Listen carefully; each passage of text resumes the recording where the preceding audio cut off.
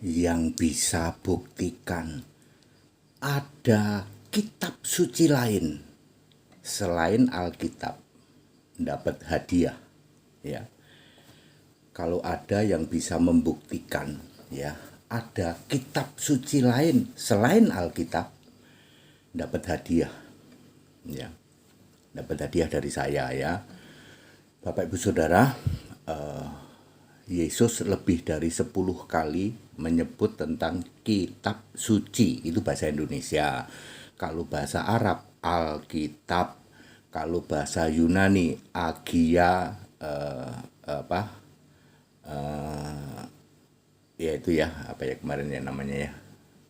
Ya itulah ya. Itu bahasa Yunani yang sering saya sebut di tayangan-tayangan saya sebelumnya. Agiografi, Yunaninya agiografi, bahasa Inggrisnya scriptura, bahasa apanya bahasa Arabnya Alkitab, bahasa Indonesianya kitab suci. Satu-satunya kitab suci memang hanya Alkitab, Perjanjian Lama dan Perjanjian Baru. Kalau ada yang bisa buktikan ada kitab suci lain selain Alkitab, tak kasih hadiah. Perhatikan syarat-syarat sebuah kitab suci. Satu, harus dari sumbernya, ya, difirmankan dari Allah yang valid. Allah punya nama Yesus Kristus. Mau disebut Yesus Kristus boleh, mau disebut Isa Al-Masih boleh. Ya, menurunkan kitab suci, ya, dengan cara apa? Dengan cara ilham, wahyu, dan dikuasai roh. Harus dipenuhi dulu itu. Kitab suci itu harus bersumber dari Gusti Allah yang punya nama. Kalau tidak punya nama berarti tidak layak disebut menurunkan kitab suci. Lalu dengan 3 cara, ya, ilham, pewahyuan, dan dikuasai roh.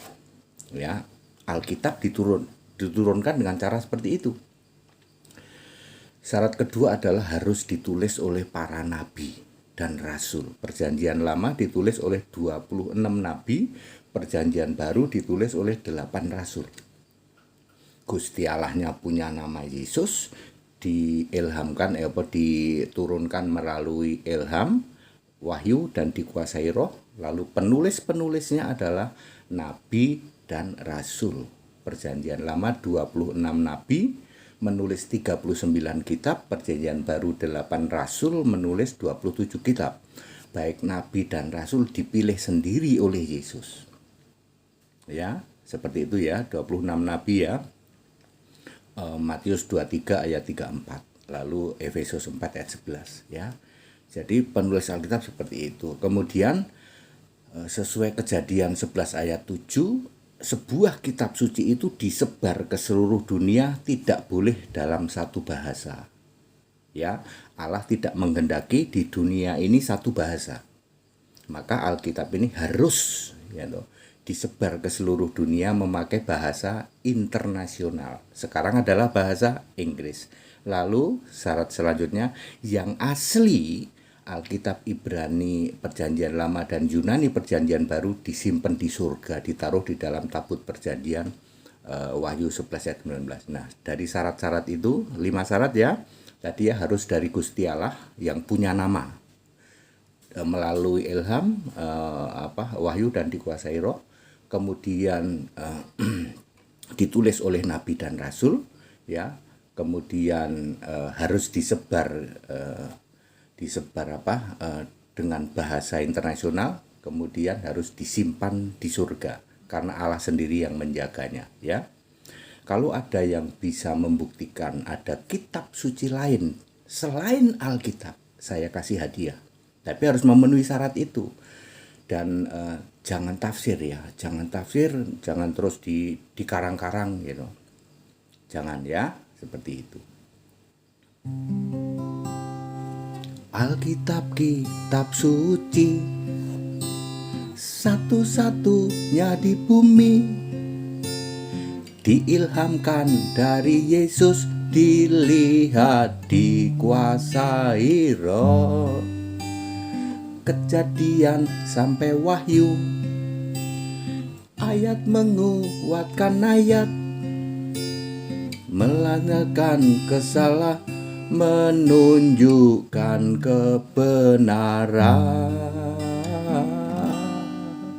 Ya, itu sebabnya kita toleransi. Ya, kalau Anda tidak bisa membuktikan itu, toleransi saja.